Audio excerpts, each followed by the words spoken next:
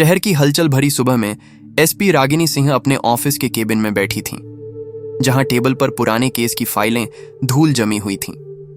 रागिनी की उम्र महज 32 साल थी, लेकिन उनके चेहरे पर अनुभव की गहराई झलकती थी। सालों की मेहनत, रातों की जागना और अपराधियों से टकराव की कहानियां। उनके सामने एक मोटी फाइल फैली हुई थी, एक चेन स्नैचिंग का केस जिसमें पीड़ित एक बुजुर्ग महिला थी। रागिनी ने चश्मा उतारकर आंखें मलीं। यह सिस्टम कब सुधरेगा, उन्होंने मन ही मन सोचा। तभी उनका मोबाइल फोन बज उठा। स्क्रीन पर एक अनजान नंबर चमक रहा था। उन्होंने फोन उठाया और अपनी सख्त लेकिन शांत आवाज में पूछा, हेलो, कौन बोल रहा है? फोन के दूसरी तरफ से एक उत्साहित लेकिन थोड़ी हिचकिचाती लड़की की आवाज आई। एसपी रागिनी जी से बात हो रही है? रागिनी ने हल्के से मुस्कुराते हुए जवाब दिया, जी हां, मैं एसपी रागिनी सिंह बोल रही हूं। बोलिए, क्या बात है? लड़की ने राहत की सांस ली और बोली, अरे रागिनी, मैं मिताली बोल रही हूं। तुम्हारी कॉलेज की वो मिताली, याद है ना? बीए के दिनों की, वो वाली जो हमेशा क्लास में लेट आती थी और प्रोफेसर को मिठाई खिलाकर माफी मंगवाती थी। रागिनी के चेहरे पर एक पुरानी याद की चमक आ गई। कॉलेज के दिन, वो बेफिक्र जमाना जब सपने बड़े थे और जिम्मेदारियां छोटी। उन्होंने कुर्सी पर पीछे झुकते हुए कहा, अरे मिताली, कैसी हो तुम? इतने सालों बाद कैसे याद आई? सब ठीक तो है ना? मिताली ने हंसते हुए कहा, हां, आप तो एसपी मैडम हो गई ना। व्यस्तता का तो पता ही है, हम छोटे मोटे लोग कैसे याद रहें। लेकिन सुनो, हमारे सारे कॉलेज की गर्ल्स गैंग आ रही है रियूनियन के लिए, रविवार को शाम को, उसी पुराने कैफे में, वो जहां हम चाय पीकर घंटों गप्पे मारती थीं। तुम भी आना जरूर, बिना बहाने के। रागिनी ने एक पल सोचा। उनका शेड्यूल पैक्ड था। सोमवार को एक हाई प्रोफाइल मर्डर केस की सुनवाई थी, लेकिन दोस्ती की वो डोर जो सालों से अनदेखी पड़ी थी, अचानक खिंचने लगी। ठीक है मिताली, मैं आ जाऊंगी, उन्होंने कहा। मिताली ने कहा, बस समय पर पहुंच जाना। रागिनी ने मन ही मन सोचा, कैसे मैनेज करूंगी। मिताली ने उत्साह से कहा, लेकिन रागिनी, वो एसपी वाली यूनिफॉर्म मत पहनना। हम सब साधारण लड़कियां बनकर आएंगी, जैसे पुराने दिन, कोई फॉर्मेलिटी नहीं। फोन रखते ही रागिनी खड़ी हुई। उन्होंने अपनी डेस्क पर रखी बुलेट प्रूफ जैकेट को देखा, वो यूनिफॉर्म जो उन्हें ताकत देती थी, लेकिन आज बोझ लग रही थी। अगर मैं यूनिफॉर्म में जाऊंगी तो सबकी नजरें मुझ पर टिक जाएंगी, बातें बनेंगी, सवाल होंगे। नहीं, आज मैं भी कॉलेज की साधारण लड़की बनूंगी। यह फैसला लॉजिकल था। उन्हें अपनी पहचान छिपानी थी ताकि दोस्ती का असली मजा आए। उन्होंने अलमारी से एक साधारण सलवार कमीज निकाली, हल्का नीला, जो कॉलेज के दिनों की याद दिलाता था। बाल खुले छोड़ दिए, मेकअप हल्का सा, बिल्कुल आम लड़की जैसी। चाबी उठाई और अपनी पुरानी स्कूटी की तरफ बढ़ी। स्कूटी स्टार्ट करते हुए उन्होंने सोचा, कितने साल हो गए इसकी सवारी को। आज फिर वही आजादी का एहसास। शहर की सड़कें हमेशा की तरह अव्यवस्थित थीं। ट्रैफिक जाम, हॉर्न की आवाजें और बीच बीच में फुटपाथ पर ठेले। रागिनी स्कूटी धीरे धीरे चला रही थीं, हेलमेट भूल गई थीं, कॉलेज गर्ल का रोल निभाते हुए। अचानक आगे एक चेक पॉइंट दिखा। 2 ट्रैफिक पुलिस वाले एक स्कूटी रोककर 2 स्कूल यूनिफॉर्म वाली लड़कियों को घेर रखा थे। लड़कियां 14-15 साल की लग रही थीं, बैग कंधे पर लटकाए, घबराई हुई। एक पुलिस वाला चिल्लाया, अरे स्कूल जा रही हो और हेलमेट तक नहीं, लाइसेंस दिखाओ। रागिनी ने अपनी स्कूटी साइड में रोकी। उन्हें गुस्सा आया। ये बच्चियां तो स्कूल जा रही थीं इतनी सुबह, लेकिन वो चुप रहीं, देखती रहीं। तभी एक सीनियर ट्रैफिक इंस्पेक्टर आया, उम्र करीब 45, पेट बाहर निकला हुआ, वर्दी पर धूल जमी। उसने कंठस्थ तरीके से आदेश दिया, पहले इन स्कूल वाली को साइड पर लगाओ, इनसे कुछ नहीं निकलेगा। फिर उसकी नजर रागिनी पर पड़ी। सीधे रागिनी की स्कूटी के पास आया और चाबी निकाल ली। लड़कियां घबरा गईं। बड़ी वाली बोली, सर प्लीज, हम स्कूल लेट हो जाएंगे। मम्मी ने कहा था सीधे जाना। हेलमेट भूल गए, लेकिन अगली बार पहनेंगे। इंस्पेक्टर ने ठहाका लगाया, अरे भाई, ऐसे कैसे छोड़ दूं? नियम तो नियम है, ना हेलमेट ना लाइसेंस। फाइन भरोगी तो बात बनेगी, वरना स्कूल पहुंचने से पहले थाने पहुंच जाओगी। लड़कियों की आंखों में आंसू आ गए। एक ने हाथ जोड़कर कहा, सर हमारे पास पैसे नहीं हैं, पापा शाम को देंगे। तभी एक जूनियर कांस्टेबल ने कानाफूसी की, सर ये स्टूडेंट्स हैं, इनसे चालान ही नहीं कटेगा। इंस्पेक्टर ने पीछे मुड़कर देखा। रागिनी खड़ी थी, साधारण कपड़ों में, लेकिन चेहरे पर एक अजीब सी शांति। पीछे देखो, इंस्पेक्टर ने कहा, ये वाली सीधी सादी लग रही है, दिखने में भी अच्छी, इससे तो कुछ रंग चढ़ सकता है। उसके साथी हंसे। इंस्पेक्टर रागिनी के पास पहुंचा। मैडम जी कहां जा रही हो इतनी सुबह?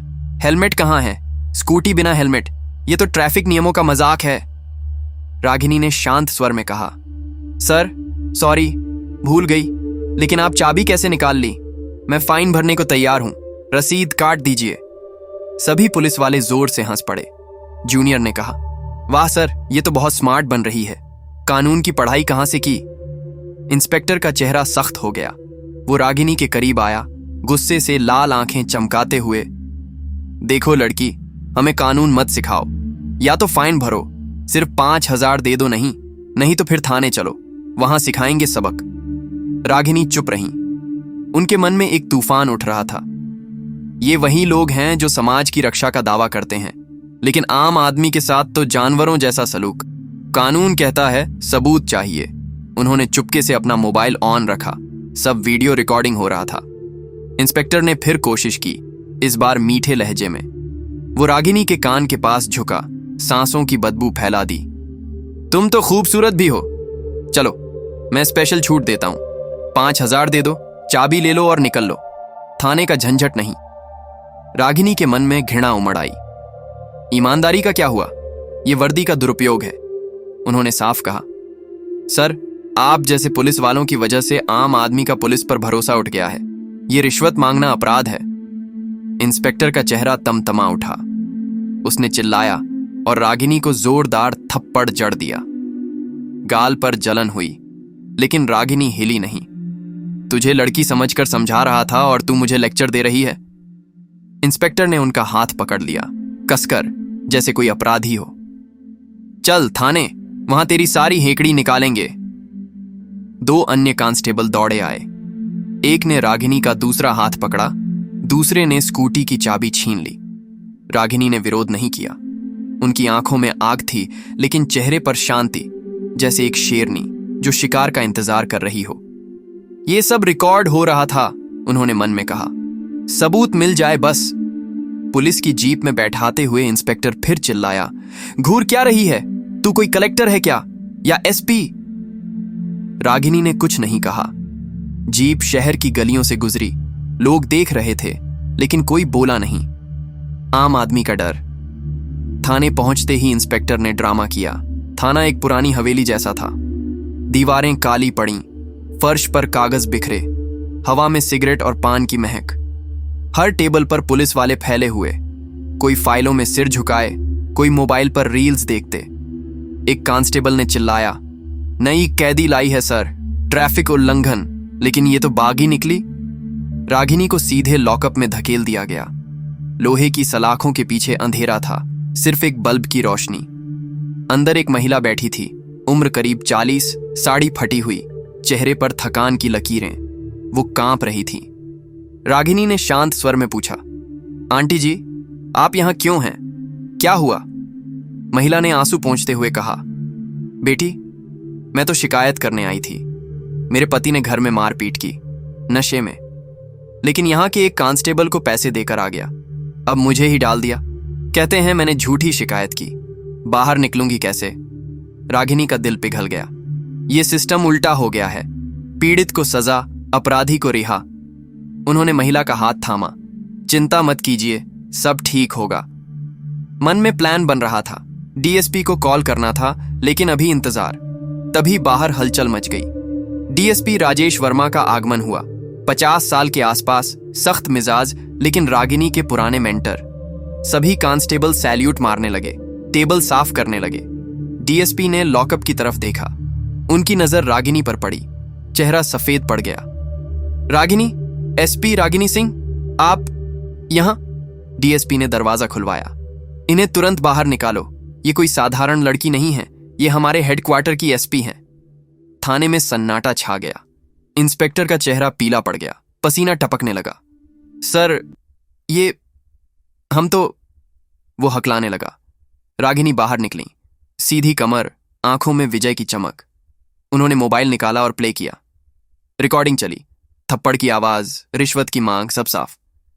डीएसपी साहब, ये सब आपके विभाग में हो रहा है, आम आदमी का भरोसा टूट रहा है। डीएसपी का गुस्सा फूट पड़ा। उन्होंने इंस्पेक्टर का कॉलर पकड़ा। तूने क्या किया है बे? एसपी को थप्पड़, रिश्वत, तुरंत सस्पेंड, इंटरनल इंक्वायरी होगी। इंस्पेक्टर घुटनों पर गिर गया। सर, माफी, गलती से। लेकिन डीएसपी ने नहीं सुना। रागिनी ने महिला को भी बाहर निकलवाया। आंटी जी, आपकी शिकायत दर्ज होगी, सही सलूक होगा। बाहर निकलते हुए रागिनी ने डीएसपी से कहा, यह सिर्फ एक उदाहरण है, हमें सिस्टम साफ करना होगा, ट्रेनिंग, सख्ती, सब चाहिए। डीएसपी ने सिर हिलाया। आप सही कह रही हैं, कल मीटिंग फिक्स करते हैं। रियूनियन में पहुंचते हुए रागिनी मुस्कुराई। दोस्तों ने गले लगाया। कहाँ थी इतनी देर? मिताली ने पूछा। रागिनी ने हंसकर कहा, बस रास्ते में थोड़ा ट्रैफिक जाम, लेकिन सब ठीक। मन में सोचा, ये दिन मुझे याद रहेगा, वर्दी के पीछे की सच्चाई।